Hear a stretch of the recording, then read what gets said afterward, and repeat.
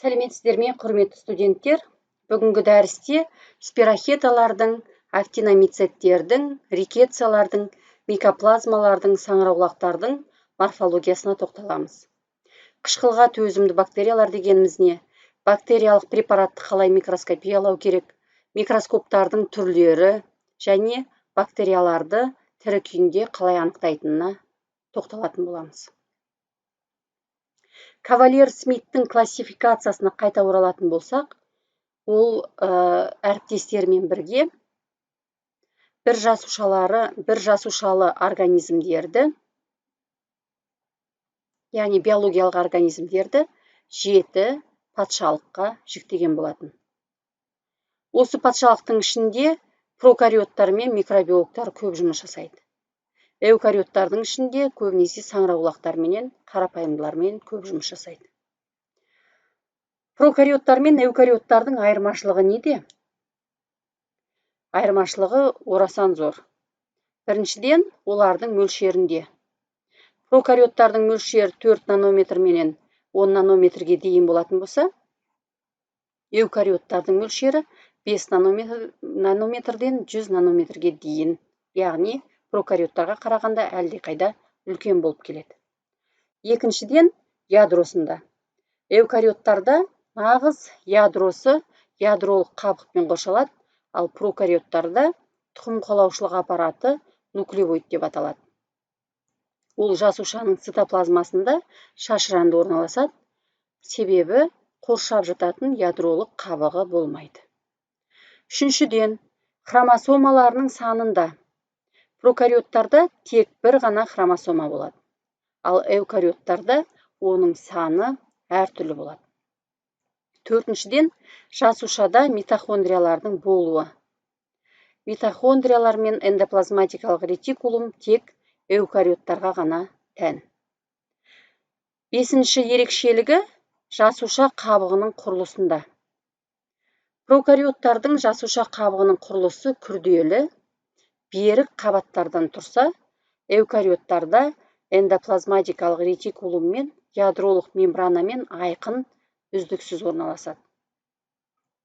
Алтыншы ерекшелігі рибосомалардың седиментациялық коэффициентінде. Бұл бөлшектердің тұндыру жылдамдығының тұндыруды тудыруда қолданылатын үдеуге қатынасы. Прокариоттарда бұл коэффициент 70 болса, эукариоттарда 80-ге тең. Келесі ерекшелік қозғалысқа жауапты органеллаларының болуында. Эукариоттарда жасушаларда, яғни қозғалысқа жауапты органеллалар болмайды. Ал прокариоттарда жасушаларда микробтардың түріне байланысты болады. Мысалы, сіздер слайдтан көріп отырғандай, таяқшалы бактериялардың талшықтарының орналасуына байланысты түрлері ажыратылған. Яғни, талшықтар бұл қозғалысқа жауап береді. Сондықтан, осы талшықтарының орналасуына байланысты микроорганизмдер қозғалысқа, әртүрлі қозғалысқа ие болады. Көріп отырғандарыңыздай, монотрихтар таяқшаның бір ұшында жалғыз қалың келген талшығы болады. Бұндай талшықты бактерияларға вибриолар жатқызуға болады. Амфитрихтар таяқшаның екі шетінде 2 талшығы болады. Бұларға спириллиумдар жатқызуға болады. Немесе таяқшаның бір ұшында пучок, немесе шоғы, талшықтардың шоғыры болуы мүмкін. Ол көбінесе көгірім таяқшаларында болады, псевдомонас достастығының өкілдері.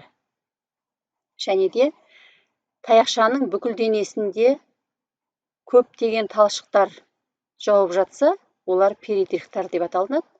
Мысалы, энтеробактериация, бацилляция тұқымдарының өкілдері осындай перитрихтарға жатады. Перитрихтардың талшықтарының саны бірнеше ондаған болуы мүмкін, немесе бірнеше жүздеген болулары мүмкін. Талшықтардың химиялық құрылысы флагелин белогынан тұрады. негізгі қызметі жаңа айтып кеткендей қозғалғыштыққа жауап береді. Бактериялардың қозғалғыштығы таксис қандай да бір жаққа қарай бағытталған. Бірақ бактериялардың барлығы бірдей белсенді қозғалады деген ол дұрыс емес түсінік. Себебі қозғалады бактериялар, бірақ та барлығы да белсенді қозғалысқа ие емес. Бұл төртеуінің ішінде белсенді қозғалатындарына монотрихтар мен лофотрихтарды жатқызуға болады. Ерекше бактериялардың да талшықтары болады. Олардың талшықтарына келесі слайдтарда тоқталамыз. Бұл слайдта бактериялардың саңыраулақтардың патшалығы сипатталған. Яғни біз осы патшалықтардың ішінде келесі микроорганизмдерге тоқталамыз. Яғни филум типінің аскомукотас саңыраулықтарына, спирохеталардың спирохеталарына, тенерикуттердің микоплазмаларына, актинобактериялардың актиномицеттеріне, протеобактериялардың рикетцияларына тоқталатын боламыз. Бұл слайдта сіздер рикетциялардың морфологиясының сипаттамасын көріп тұрсыздар. Рикетциялар рикетциация тұқымдастығына жататын грамм теріс облигатты жасуша ішілік паразиттерге жатады. Қоздырғышты 1876 жылы Правачек деген ғалым ашқан. Рикетциялар тудыратын аурулардың жалпы атауы рикетциоздар деп аталады. Рикетциялар бұл қозғалмайтын, грамм теріс, спора түзбейтін, көп морфологиялы, яғни полиморфты бактериялар. Олардың көбісі қысқа кокка бактериялар, яғни қысқа коктарға ұқсайтын, диаметрі 0,1 микрометрді құрайтын қысқа таяқшалар, немесе ұзындығы 1 немесе 4 микрометр болатын бациллалар, қысқа таяқшаларды көріп тұрсыздар, немесе 10 микрометрден ұзындау, немесе 10 микрометрге дейін болатын жіпшелі түрлерін ажыратуға болады. Яғни, бұлар полиморфты морфологиялы болып кездеседі. Келесі слайдта біз актиномицеттерге тоқталамыз. Бұл организмдер микобактериялармен өте байланысты.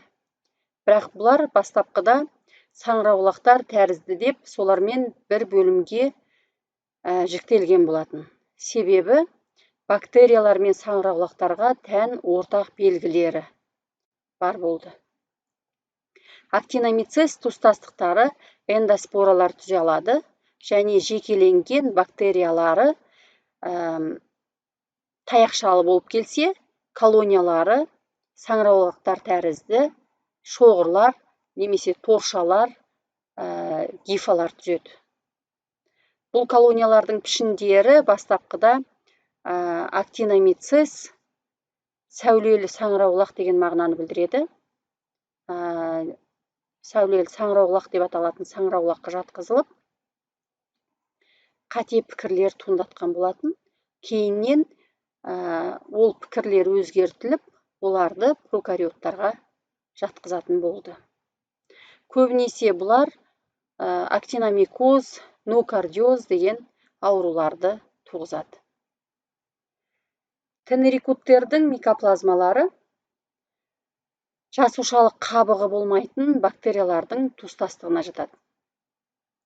Олардың ішінде паразиттері де, сапрофиттері де кездеседі. Солардың ішінде адамдарға патогенді кейбір түрлері бар. Микоплазма пневмония, жолай пневмонияны және басқа да респираторлық аурулардың негізгі себепшісі болып саналады.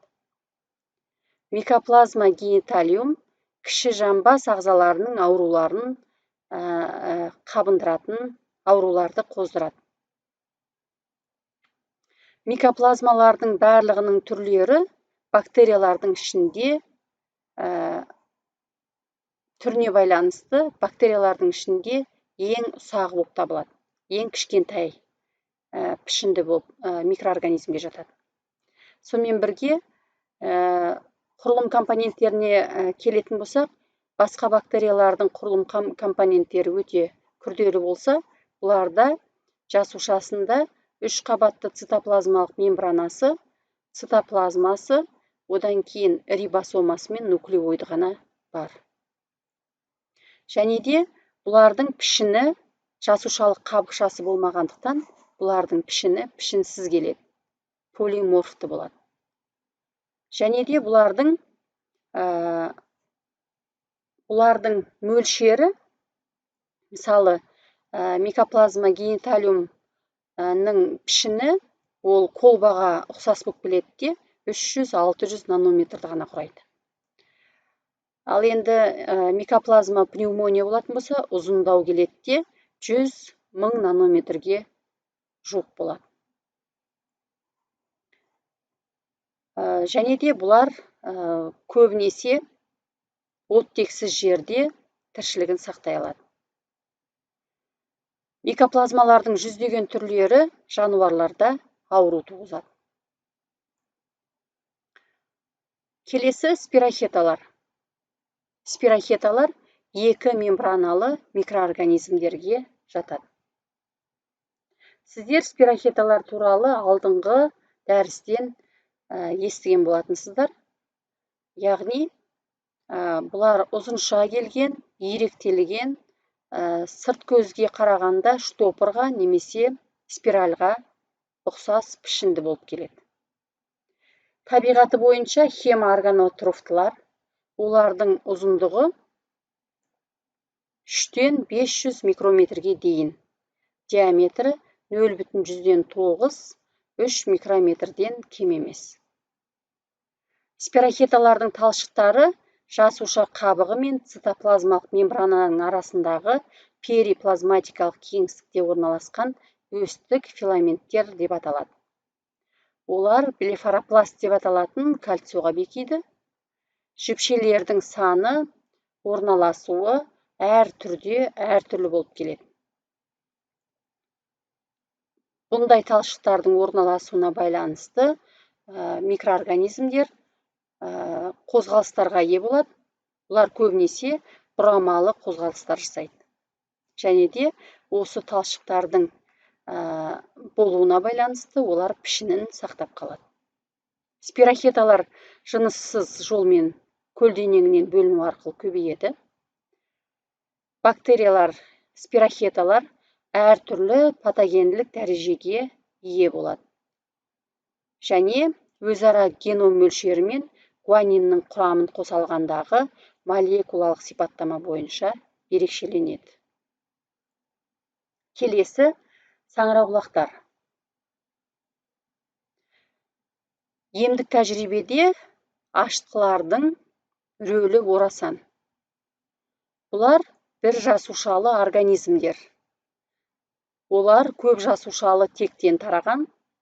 Солай бола тұра, кейбір туыстастық өкілдері псевдогифалар немесе жалған гифалар деген атпен танымал бүршіктену арқылы көбейіп, шоғырланып орналасатын тізбектер түзе отырып, көп жасушалы қасиеттерді дамытуға қабілетті болып келеді.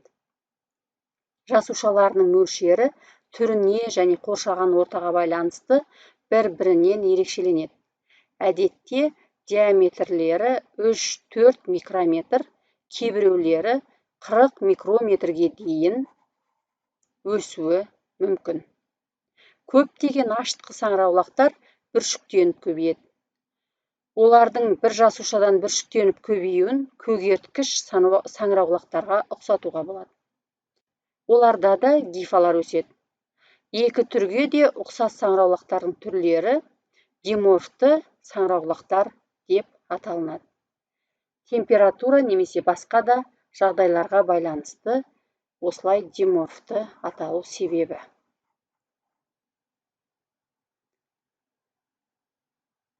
Қышқылға төзімді бактериялар.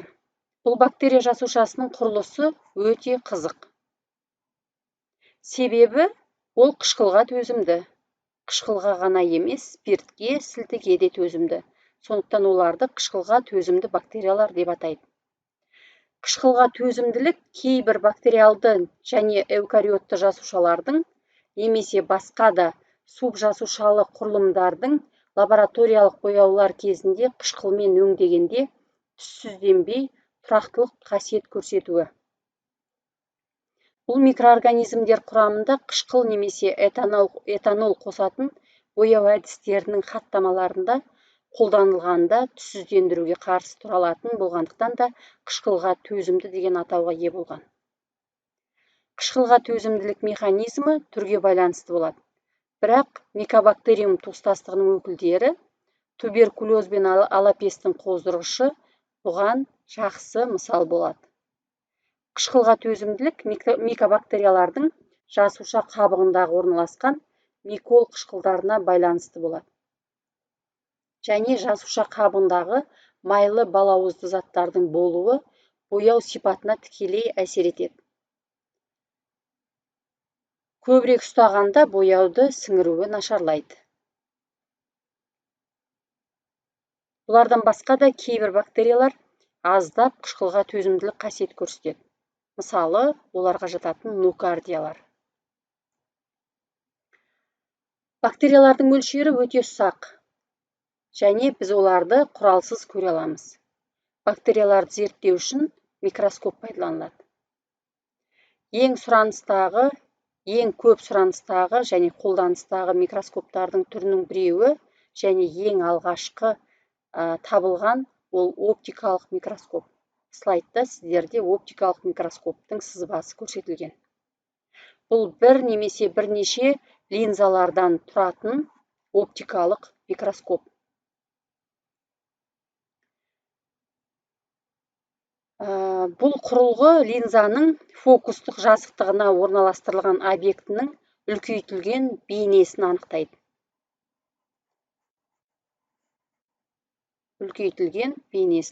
анықтайды. Алайда микроскоптың көптеген басқа құрылымдары бар. Микроскоптарды негізінен 3 классқа бөлуге болады. Оптикалық теорияның микроскоптары, жарықты микроскопты жатқызуға болады. Электронды микроскоптар және сканерлейтін зондтық микроскоптар. Оптикалық микроскоптар бұл үлкейту үшін линзалардың оптикалық теориясы негізінде жұмыс істейтін микроскоптар. Оларда бейнені ұлғайту толқынның үлгі арқылы өтуі немесе үлгі арқылы шағылысуы негізінде жүзеге асады. Электромагниттік, яғни оптикалық микроскоптарда немесе электронды сәулелер электронды микроскоптарда қолданылады. Түрлері құрама жарықтық, стерео және электронды микроскоптар деп жіктеледі. Бұл слайдта заманауи микроскоптардың түрлерін көріп отырсыздар. Бинокулярлық стетоскоп. Бұл кішкентай үлкейту кезінде үш өлшемді нысандарды оңай байқауға мүмкіндік беретін микроскоп. Жарықтық немесе сәулелі. Бұл үлкен үлкейту кезінде нысандарды бақылау үшін өтетін жарықты қолданатын типтік микроскоп. Одан кейін сіздер көріп отырғандай фазалы контрастты микроскоп. Жарық кедергілері арқылы беткейдің ең кішкентай бұзылыстарын анықтайтын микроскоп. Ол әдетте тірі жасушаларды бояусыз тірідей байқау үшін қолданады. Немесе тағы да осы тізімнің ішінде флюоресцентті микроскопты көресіздер. Бұл сынап шамдары сияқты арнайы жарық көздерін қолдана отырып, үлгілер шығаратын флюоресценцияны анықтайтын биологиялық микроскоп. Қосымша жабдықтармен бірге жарық микроскоптары флюоресцентті визуализацияны да жасай алады. Одан бөлек лазерлік сканерлейтін конфокальды микроскоп. Бұл микроскопта әртүрлі фокустық ұзындығы бар қалың үлгілерді нақты бақылау үшін лазер сәулелері қолданылады.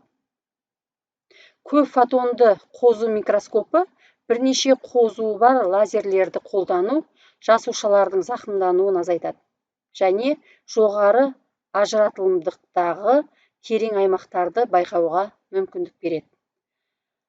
Микроскоптардың бұл түрлері медицинада кеңінен қолданылады, көбінесе нервтерді бақылау үшін қолданылатын микроскоптың түріне жатады. Электрондық микроскоп үш түрге бөлінеді. Сканерлейтін, трансмиссиялық электрондық микроскоп, растрлық электронды микроскоп және тағы басқа. Бұл микроскоптарда үлкейту үшін жарық сәулелері емес, электронды сәулелерді пайдаланады. Атомдық күш микроскопы, жақын аймақты сканерлейтін оптикалық микроскоп және тағы басқалары үлгілердің бетін зондпен сканерлейді және беткейдің ұсақ пішіндерін немесе қасиеттерін анықтау үшін қолданады. Басқа да рентгендік микроскоп, ультрадыбыстық микроскоп және тағы басқа микроскоптар медицинада, биология саласында, гистология саласында кеңінен қолданады. Жалпы микроскоп дегеніміздің өзі гректің майкрос ұсақ, скопио көремін деген жай көзге көрінбейтін нысандардың немесе олардың құрылымдық бөліктерінің бірнеше есе үлкейтілген кескінін алатын оптикалық прибор болып табылады. Микроскоп бактериялар, органикалық клеткалар, майда кристалдар, тағы басқа өлшемдерді көздің көру мүмкіндігінен аз, яғни ажыратқыш шамасы 0,1 миллиметрге тең болған жағдайда зерттеуге арналған. Микронысандардың пішінін, өлшемін, құрылымын, тағы басқаларын, сипаттамаларын анықтауға, элементтерінің ара қашықтығы 0,2 микрометрге дейінгі құрылымдарды ажыратып көруге мүмкіндік береді. Линзаның немесе екі линзадан тұратын жүйенің заттарының үлкейтілген кескінін беретін қасиеттері 16 ғасырдың өзінде-ақ белгілі болған. Сіздер білесіздер алдыңғы дәрістен, яғни 1673-77 жылдарда Антон ван Левенгук деген әйнекшінің, саудагердің құрастырған алғашқы микроскопының негізінде жасалынған. Микроскоп сіздер слайдта көріп отырғандай, объектив линзасынан, окуляр линзасынан, линза тубусынан, объективтік сөлшеден және рефлектордан тұрады. Объект табылған кезде үлкейтілген бейне окулярдың линзасы арқылы көрінеді. Келесі фазалы контрастты микроскоп. Микробиология пәніне байланысты айтатын болсақ, жарықты микроскоптан басқа фазалы контрастты микроскоп, флюоресцентті микроскоптарды микробиологияда кеңінен қолданады. Енді слайдқа қарасақ, фазалы контрастты микроскоп жарықтың екі сипаттамасын, дифракцияны және интерференцияны қолдана отырып, жарықтың контрасттың айырмашылығына негізделген үлгілерді визуализациялауға мүмкіндік береді.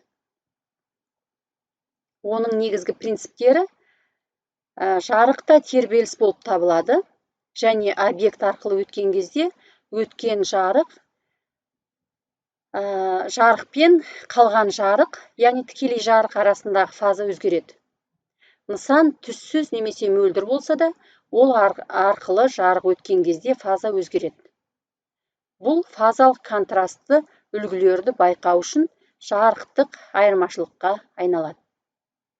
Сипаттамаларына тоқталсақ, жасушаларды боямай анықтауға болады, өйткені фазалық контрастты жарқырау айырмашылығына айналдыруға болады. Жасушаларды бояудың қажеті жоқ болғандықтан, жасушалардың бөлінуімен басқа процестерді де байқауға болады. Фазалық контрастты қондырғы кез келген жарықтық микроскоптарына орнатуға болады. Оның бөліктері қандай? Арнайы фазалық пластинкалары бар объективтердің жиынтықтарынан тұрады. Бұралатын дискісі бар конденсер. Онда әр объективтегі фазалық пластинкаға сәйкес келетін сақиналы диафрагмалар орналастырылған. Фазалық контрасттылықты баптауға арналған қосымша телескопы болады. Микроскопияның осы әдісін қолданудың арқасында боялмаған тірі микроағзалардың контрасттылығы кенет артады. Жарық фонда қараңғы немесе қараңғы фонда жарық болып көрінеді. Фазалық контрастты микроскопия тіндердің жасушаларын оқып зерттеуде, бактерияларды тірідей зерттеуде, олардың әсерін бақылауда және тағы басқа толып жатқан қасиеттерін зерттеуде кеңінен қолданылатын микроскопқа жатады. Флюоресцентті микроскоп флюоресцентті ақуызды немесе антиденені таңба ретінде қолдана отырып, жасушалар мен ақуыздарды байқауға мүмкіндік береді. Принципі: флюоресцентті материалдар белгілі бір толқын ұзындығымен қоздырғыш жарықты сіңіреді және Стокс заңына негізделген үлкен толқын ұзындығымен, яғни флюоресценциялық толқын жарық шығады. Мысалы, анықтаудағы молекула шығаратын флюоресценцияны жасушаларға белгілі бір флюоресцентті реагент қосып, содан кейін қоздырғыш жарық қолдану арқылы қоздырғышты жарықты қолдану арқылы байқауға болады. Жарық ол ультракүлгін сәулесі. Флюоресцентті микроскоптың флюоресценцияны тудыратын және анықталған құбылысты сақтап алатын компоненттері болады. Сипаттамаларына келетін болсақ, өтетін жарықта қосымша флюоресцентті ерекшеліктерді байқауға мүмкіндік береді. Белгілі бір аймақтарды әртүрлі флюоресцентті таңбалардың көмегімен ғана байқауға болады. Мына суреттен көріп отырғандай, флюоресцентті таңбаланған белгілі участоктерді анықтауға болады. Флюоресцентті бояғыштар пайдаланушыларға жасушалардағы белгілі бір ақуыздардың орналасуын көруге мүмкіндік береді. Келесі слайдта дәрісіміздің соңында бактериялардың қозғалғыштығын анықтау әдістеріне тоқталамыз. Моториканы анықтау үшін фазалық контрастты микроскоп қажет. Оған фазалық контрастты микроскопта қарау үшін арнайы препарат дайындалады. Яғни, жаңағы зат әйнегінің бетіне сұйық дақылды немесе жабынды әйнектің бетіне сұйық зерттелетін дақылды тамызамыз. Слайдты жабынды әйнекке беттестіріп жабамыз. Содан кейін микроскоптың кіші объективінде қараймыз. Басқа да әдістерді қолдануға болады. Талшықтарды анықтау үшін түнек айдынды микроскопия, күміспен импрегнация әдісімен де қолдануға болады, немесе электронды микроскопты да пайдалануға болады. Дақылдық қасиеттеріне қарай отырып, олардың қозғалғыштығын анықтауға да болады. Яғни, жартылай тығыз агарда дақылдың жайылып өсуін байқауға болады. Слайдтағы суретте сіздер монотрихті көріп тұрсыздар. Және де сіздерге қозғалғыштықтың видеосы көрсетілген.